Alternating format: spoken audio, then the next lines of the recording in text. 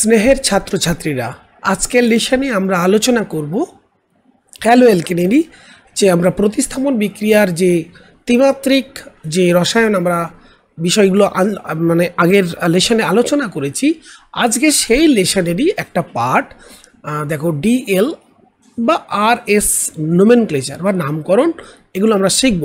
আসলে কনফিগারেশনাল চেঞ্জ হলে কোনো ত্রিমাত্রিক যৌগ, আলোক সক্রিয় যৌগ, তাদের যে আপেক্ষিক অবস্থান, অ্যাসিমেট্রিক কার্বনের চারিদিকে যে সমস্ত গ্রুপগুলো থাকে তাদের আপেক্ষিক অবস্থানগুলো বোঝানোর জন্য আসলে এই নামকরণ করা হয়। তো এসো আমরা শুরু করি আজকের লেসন। আচ্ছা, আজকে আলোচনা তাহলে শুরু করছি। এখন দেখো, ডিএল নোমেনক্লেচারটা কেন করব। দেখো, কার্বন, এই যে কার্বনটা আছে না, সেই এই যে এইখানে যে কার্বনটা আছে, এটা তো আমার অপ্রতিসম কার্বন, কেন? এতে চারটে দেখো ডিফারেন্ট গ্রুপ আছে। তো এদের কার অবস্থান কোন দিকে এটা বোঝানোর জন্য বা মানে আপেক্ষিক অবস্থান যেটাকে বলে, আপেক্ষিক অবস্থান বোঝানোর জন্য অ্যাকচুয়ালি এই ডিএল নোমেনক্লেচার প্রথম শুরু করে বিজ্ঞানী ফিশার এবং রোজানম। সেখানে বলা হচ্ছে যে প্রথমে যৌগটাকে কিভাবে লিখতে হবে না, আমরা তো নোমেনক্লেচার কিভাবে করি, ধরো একটা যৌগ আর CH6 R ড্যাশ, এই তো এইখানে হচ্ছে এই কার্বনটা হচ্ছে আমার কি, এই কার্বনে আমার হ্যালো গ্রুপটা যুক্ত আছে। কাজে এই কার্বনটাকে আমার এই জায়গায় আমাকে আনতে হবে, মানে এই কার্বনটাকে আমার অ্যাসিমেট্রিক কার্বন হতে হবে। এবার অ্যাসিমেট্রিক কার্বনে আমরা নোমেনক্লেচার নর্মালি এদিক থেকে করতে পারি, এদিক থেকেও করতে পারি, যে কোনো দিক থেকে করতে পারি। কিন্তু 1 নম্বর কার্বনকে আমরা এই ওপরের দিকে রাখবো এবং দীর্ঘতম কার্বনকে নিচের দিকে রাখবো। এবার এই কার্বনের সঙ্গে যে দুটো গ্রুপ যুক্ত আছে, এই যে কার্বনের সঙ্গে যেমন এখানে হাইড্রোজেন আছে আর এখানে হচ্ছে X, এই দুটো গ্রুপকে আসলে আমার দিকে কী করতে হবে, বাম ডানে রাখতে হবে। ওকে, তো দেখো এখানে যদি এই ফিশার প্রজেকশনে 1 নম্বর কার্বন ওপরে এবং দীর্ঘতম কার্বন নিচের দিকে থাকার পর যদি এই অ্যাসিমেট্রিক কার্বনে অধিক প্রায়োরিটি যুক্ত গ্রুপ, অধিক প্রায়োরিটি মানে যারা প্রাধান্যের দিক থেকে বেশি, কারণ প্রাধান্যের একটা ক্রম আছে, আমরা জানি যার পারমাণবিক ভর নর্মালি বেশি তাকে অধিক প্রাধান্য দেওয়া হয়। তাহলে এক্ষেত্রে OH এই গ্রুপটা টোটাল যে ফর্মুলা ম্যাস সংকেত ভর এটা বেশি ওই এইচের থেকে, তার প্রায়োরিটি এর বেশি, তাহলে এইটাকে বলা হচ্ছে ডি। অর্থাৎ এক্ষেত্রে এক্স গ্রুপ বা OH গ্রুপ হোয়াট এভার এই টাইপের গ্রুপ যদি ডান দিকে থাকে ডি আর বাম দিকে থাকলে সেটাকে এল, ডেক্সট্রো রোটেটারি, লেবো রোটেটারি। এটা অবশ্যই এই ডি আর এল এগুলো হচ্ছে কনফিগারেশন বোঝানোর জন্য যৌগটির। কিন্তু এই মাইনাস এবং প্লাস এটা আসলে স্পেসিফিক রোটেশন, অর্থাৎ তার আপেক্ষিক আবর্তনের মানকে বোঝায়। অর্থাৎ সে সক্রিয় যৌগ কিন্তু সে দক্ষিণাবর্তী না বামাবর্তী সেটা বোঝানোর জন্য ডি এই প্লাস আর মাইনাস। অ্যাকচুয়ালি ডি এল এর সঙ্গে এই প্লাস আর মাইনাসের কোনো সম্পর্ক নেই। এখন আমরা যে উদাহরণটা তোমাদের সামনে তুলে ধরছি, দেখো নাম্বারিং নর্মালি আমরা কি করব, এই কার্বন চেনে কার্বন COOH গ্রুপটা প্রায়র গ্রুপ, অধিক প্রাধান্যের ক্রম, তো সেই জন্য এখানে 1 এবং দেখতেই পাচ্ছ যে যেটা লংগেস্ট কার্বন সেটাকে নিচের দিকে এবং যেটা কার্বন 1 সেটাকে প্রথমে। এবার H আর OH দেখো ডান দিকে থাকার জন্য এটা হয়ে গেল ডি আর এইটা হয়ে গেল এল। এক্ষেত্রে একইভাবে NH2 গ্রুপের প্রাধান্য বেশি এইচের থেকে, এই জন্য এইটা হয়ে গেল এল। তো এই মাইনাস প্লাসটা কিন্তু এটা এক্সপেরিমেন্টাল ভ্যালু, এর সঙ্গে কোনো এই ডিএল এর সম্পর্ক নেই, আবারও বললাম। এখন তোমরা যে একাধিক অপ্রতিসম কার্বনযুক্ত যে যৌগটা দেখছো, নাম্বারিং একইভাবে আমরা করব 1 2 3 4। দেখো 2 নম্বর কার্বনটা হচ্ছে অ্যাসিমেট্রিক, 3 নম্বর কার্বনটাও অ্যাসিমেট্রিক, তাহলে 2 নম্বর কার্বনটাকে আমরা বলবো 2L আর 3 নম্বর কার্বনটাকে আমরা বলবো 3D। কারণ দেখো এই OH গ্রুপটা লেফটে আছে 2L আর 3D। তো এইভাবে ডিএল নোমেনক্লেচার অ্যাকচুয়ালি করা হয়, কিন্তু এই ডিএল নোমেনক্লেচারের বেশ কিছু সীমাবদ্ধতা আছে। তো সেই জন্য অ্যাকচুয়ালি পরবর্তীকালে বিজ্ঞানীরা CIP রুল অর্থাৎ ক্যান, ইনগোল্ড এবং প্রেলগ, এই 3জন বিজ্ঞানীর দ্বারা প্রচলিত যে কনফিগারেশনাল যে নামকরণ RS নামকরণ সেটাকে বেশি গুরুত্ব দেন এবং সেটা বেশি গুরুত্ব পায় পড়াশোনার ক্ষেত্রে বলো বা কোনো কনফিগারেশনকে প্রকাশ করার ক্ষেত্রে সহজ হয় এবং এর ক্ষেত্রে অনেক লিমিটেশনসগুলোকেও দূর করা সম্ভব হয়েছে। তো এইখানে পদ্ধতিতে বেশ কতগুলো নিয়ম আমাদের জানতে হবে, অর্থাৎ একটা নামকরণ করব। তো নামকরণ করতে গেলে যেমন আইইউপিএসি নামকরণ করতে গেলে বেশ কতগুলো রুলস থাকে, সেক্ষেত্রে এক্ষেত্রেও এই রুলস আছে আর কি। তো এবার প্রশ্ন হচ্ছে যে এই যে সিআইপি, সি ফর ক্যান একজন বিজ্ঞানী, ইনগোল্ড আই এবং পি ফর প্রেলগ, তাহলে আরএস নোমেনক্লেচার, আর মানে কি আর ল্যাটিন শব্দ থেকে এসছে যেটা ছিল rectus, RECTUS rectus, RECTUS rectus. এই রেক্টাস কথার অর্থ হচ্ছে রাইট মানে ডান বা দক্ষিণ, আর সিনিস্টার থেকে এসছে এস, যেটা সিনিস্টারের মানে হচ্ছে লেফট, সিনিস্টার লেফট, সে শব্দটা এসেছে। তো দেখো প্রথম যে নিয়ম বলছে একটা অপ্রতিসম কার্বনে যে গ্রুপগুলো যুক্ত থাকবে না, সেই গ্রুপগুলো যুক্ত হওয়ার সময় 4টে গ্রুপ যুক্ত হতে হবে। সেটাকে আমরা A B C D, অথবা সেই অপ্রতিসম কার্বনের সঙ্গে যে গ্রুপগুলো যুক্ত আছে সেটাকে 1 2 3 4 এইভাবে আমরা প্রায়োরিটাইজ করব, অর্থাৎ সিকোয়েন্স রুলসে ফেলবো। মানে সিকোয়েন্সের ভিত্তিতে অবশ্যই এর সিকোয়েন্স অর্ডারটা বেশি, মানে এর প্রাধান্য বেশি, greater than B greater than C greater than D, একইভাবে 1 greater than 2 greater than 3 greater than 4। Is it? Next rule আমরা যেটাকে বলবো সিকোয়েন্স রুল, এটা হলো মানে এই সিকোয়েন্সে আমাকে আগে লিখতে হবে। 2 নম্বর বলা হচ্ছে দেখো এইভাবে যে সিকোয়েন্সটা আসলে আমরা ABC যে গ্রুপগুলোকে আমরা সিকোয়েন্স রুলসে ফেললাম, সে সিকোয়েন্স রুলসটা আসছে পরে, যে কী করে কোন গ্রুপটাকে A বলবো কোনটাকে B বলবো সেটা আমরা পরে দেখাচ্ছি। তো এই সিকোয়েন্স রুলসে ফেলার পর তাকে আসলে আমরা ডি বাদে, মানে সবচেয়ে কম প্রাধান্যের গ্রুপ ডি বাদে বাকিগুলোকে আমরা এইভাবে ABC এইভাবে একটা কি করব, অ্যারো মার্ক করে নেব। যদি ঘড়ির কাঁটার দিকে হয় সেটাকে আমরা বলবো অবভিয়াসলি আর কনফিগারেশন, আর যদি অ্যান্টি ক্লক হয় সেটাকে বলবো এস কনফিগারেশন। কাইরাল কার্বনের, এটা chiral carbon, asymmetric carbon, chiral কার্বনের এই ত্রিমাত্রিক বিন্যাস এস হবে যখন অ্যান্টি ক্লক। এই হলো সেকেন্ড রুল। এটাকে তোমরা স্টিয়ারিং রুলও বলতে পারো। ডিটা নিচের দিকে থাকলে দেখো ওপর দিক থেকে থাকাও ABC স্টিক স্টিয়ারিংয়ের মতো ঘুরবে। এই ডিটাকে আমরা যদি স্টিয়ারিংয়ের মতো নিচে অ্যাক্সেলটাকে নিচের দিকে ভাবো, এই পার্টটাকে যদি আমরা নিচের দিকে ভাবি, এই ডিসিটাকে নিচের দিকে, যেমন অ্যাক্সেল থাকে স্টিয়ারিংয়ে, তো ABC দেখো মানে ডান দিকে যখন ওই ব্যক্তি ঘোরায় অ্যাক্সেলটাকে, তখন দেখো ডান দিকে ঘড়ির কাঁটার দিকে উপর থেকে দেখলে, তাই না? ড্রাইভার তো দেখবে উপর থেকে দেখলে কি ঘড়ির কাঁটার দিকে আর উল্টো দিকে হলে এস। তো এটাকে অনেকে ওই জন্য স্টিয়ারিং রুলও বলে।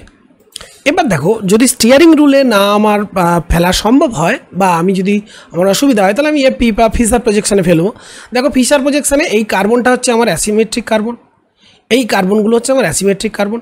এবার ABCD এটাকে সিকোয়েন্সে আমরা প্রায়োরিটি অর্ডারে ফেলার পর ডি যদি নিচের দিকে থাকে তখন ABC যদি ক্লকওয়াইজ হয় তখন বলবো আর যদি অ্যান্টি ক্লকওয়াইজ হয় তখন আমরা বলবো এস। কিন্তু যদি ডি গ্রুপটা পাশের দিকে থাকে, হয় লেফটে বা রাইটে, পাশের দিকে মানে হরাইজেন্টালি যদি থাকে, এটা ভার্টিক্যালি, দেখো এটা ডিটা হচ্ছে আমার ভার্টিক্যালি, এটা ভার্টিক্যালি, এটাও ভার্টিক্যালি, কিন্তু যদি হরাইজেন্টালি থাকে তখন উল্টোটা হবে, তখন ক্লকওয়াইজ হলে বলবো এস। এই যে দেখো ক্লকওয়াইজ হচ্ছে, তবু এটাকে বলছি এস, যেহেতু হরাইজেন্টালি অবস্থানে ডি আছে। আর যদি হরাইজেন্টালি অবস্থানে ডি থাকে, অ্যান্টি ক্লকওয়াইজ হলে আগে তো আমরা বলতাম কি এস, কিন্তু এক্ষেত্রে বলবো আর।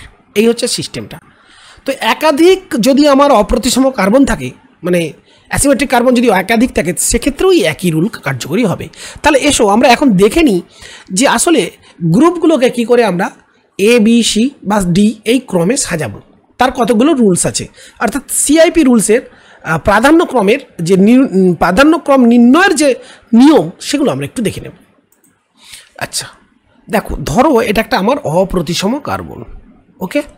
এখন এই অপ্রতিসম কার্বনের সঙ্গে আমি ধরে নিচ্ছি আমার 4টে গ্রুপ আছে। একটা গ্রুপ ধরো হাইড্রোজেন, একটা গ্রুপ ধরো NH3, আর একটা গ্রুপ ধরো ফ্লোরিন, আর একটা গ্রুপ ধরো OH। তাহলে এখন এই গ্রুপগুলোর মধ্যে ভালো করে দেখো, এখানে ডিরেক্টলি অ্যাটাচড হচ্ছে N, directly F, directly O, directly H। এখন এক্ষেত্রে বলা হচ্ছে যে 4টে গ্রুপগুলো যখন যুক্ত হচ্ছে, প্রথম নিয়ম মানে অগ্রাধিকার করার নিয়ম হচ্ছে সেটা হচ্ছে পারমাণবিক সংখ্যা কার বেশি। দেখো এখানে পারমাণবিক সংখ্যা দেখো, হাইড্রোজেনের 1, অক্সিজেনের কত, অবশ্যই 8, ফ্লুরিনের 9, আর নাইট্রোজেনের কত 7। তাহলে এখানে অগ্রাধিকার কে পাবে, ফ্লুরিন, তারপরে কে হবে অক্সিজেন, তারপরে হবে নাইট্রোজেন, তারপরে হবে হাইড্রোজেন। তাহলে এই হচ্ছে তার মানে এক্ষেত্রে এ কাকে বলবো? এ হলো এই গ্রুপ, এইটাকে আমরা বি অর্ডারে ফেলবো, এইটাকে আমরা সি অর্ডারে ফেলবো, এটাকে ডি অর্ডারে ফেলবো। এটা হলো প্রথম রুলস। রুল নাম্বার 2-এ বলা হচ্ছে যে কাইরাল কার্বনের সঙ্গে যখন দুটি পরমাণু যদি আইসোটোপ হয়, তাহলে যার পারমাণবিক ভর বেশি, মনে করো এই কার্বন, এদিকে দেওয়া আছে এইচ, এদিকে দেওয়া আছে ডি, এদিকে দেওয়া আছে এফ, এদিকে দেওয়া আছে NH3, তাহলে সেক্ষেত্রে দেখো এইচ আর ডি এর মধ্যে ক্রম কী করবো? এটা তো আমি পেয়ে গেলাম এ, এটা তো পেয়ে গেলাম বি, তাহলে তখন এইটা হবে সি এবং এইটা হবে ডি। আর আইসোটোপ হলে সেক্ষেত্রে যার পারমাণবিক ভর, যেহেতু ডি এর পারমাণবিক ভর বেশি, সেটা হয়ে গেল সি। এখন যে আমরা অপ্রতিসম কার্বনটা এখানে দেখিয়েছি, এখানে লক্ষ্য করো এই অপ্রতিসম কার্বনের ক্ষেত্রে, এই যে এই কার্বনের ক্ষেত্রে 4টে যে গ্রুপ আছে তাদের অর্ডারটা আমরা বের করব।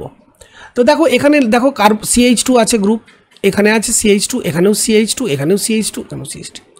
তাহলে অবভিয়াসলি দ্বিতীয় কার্বন কিন্তু এই গ্রুপে নেই, তার মানে এই 3টের মধ্যে এ হচ্ছে লোয়েস্ট প্রায়োরিটি, তাহলে এইটাকে আমরা ডি বলে নেব।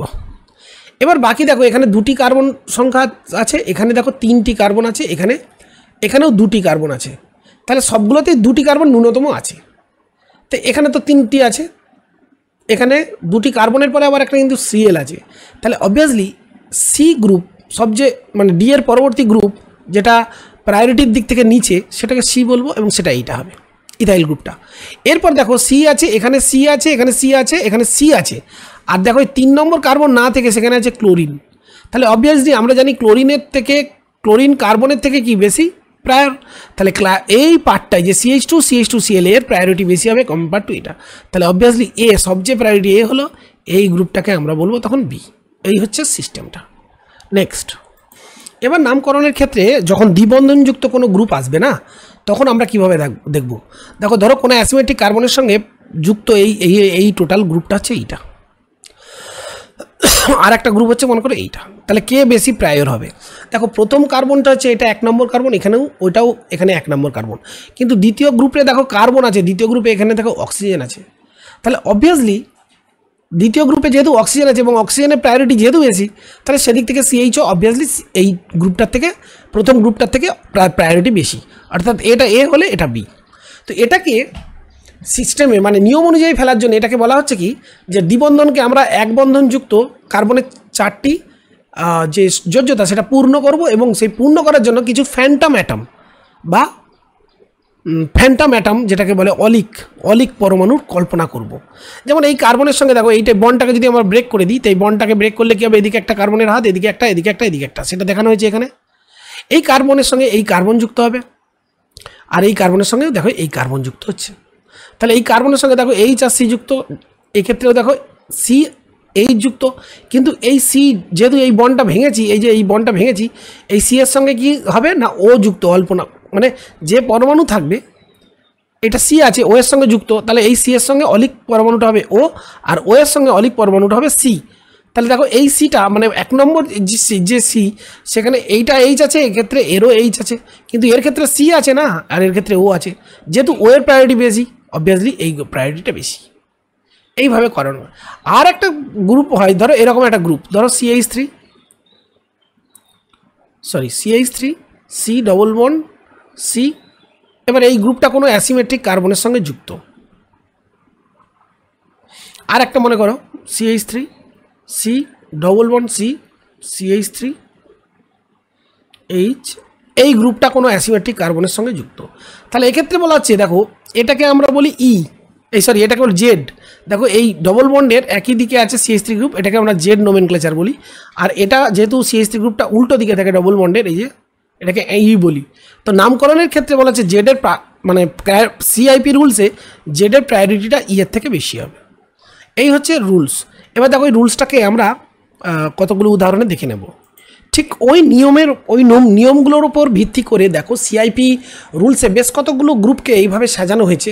দেখো এর অ্যাটমিক মাস সবচেয়ে বেশি এবং অ্যাটমিক নাম্বারও বেশি বিআরের থেকে, আবার বিআরের CL এর।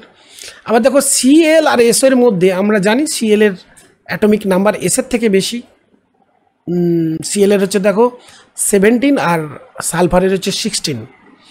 SO2R SR এইভাবে এই নিয়মগুলো দিয়েই একটা মোটামুটি টেবিল তৈরি করা হয়েছে। মোটামুটি এই টেবিলটাও যদি তোমরা মোটামুটি মনে রাখতে পারো, মনে রাখাটা একটু টাফ হবে, কিন্তু তোমরা ওই যখন টাফ হবে তখন ওই নিয়মগুলোকে একটু ফলো করলে কিন্তু প্রায়োরিটি অর্ডারটা তোমরা এখান থেকে পেয়ে যাবে।